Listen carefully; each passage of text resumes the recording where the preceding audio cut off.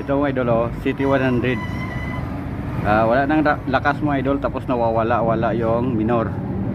Yung unang i-check mga idol, yung valve clearance. Ito mga idol oh, mahigpit. Niluwagan ko mga idol yung tappet screw, hindi pa rin magalaw.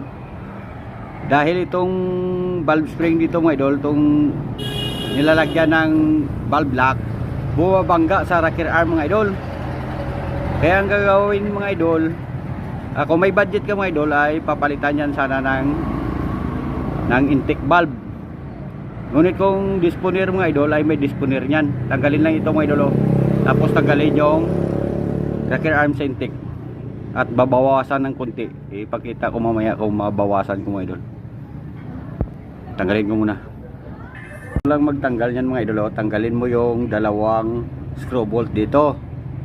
Tapos makita mo na yung pin sa loob mga idol. Ayan yung pin ng rocker arm mga idol oh. Yan. Tapos hugutin. Ayan. Nahugot ko na. Tapos tanggalin na yung rocker arm. Yan. Ingatan lang mga idol na hindi malaglag yung screw bolt dito para hindi dumubli yung trabaho mo. Ayan. Babawasan lang yan dito mga idol sa may tama niya mga idol. Dito. Yan. Makita mo yan may tama dyan mga idol. Bawasan lang dyan konti. Para ito mga idol hindi tutukod sa rocker arm.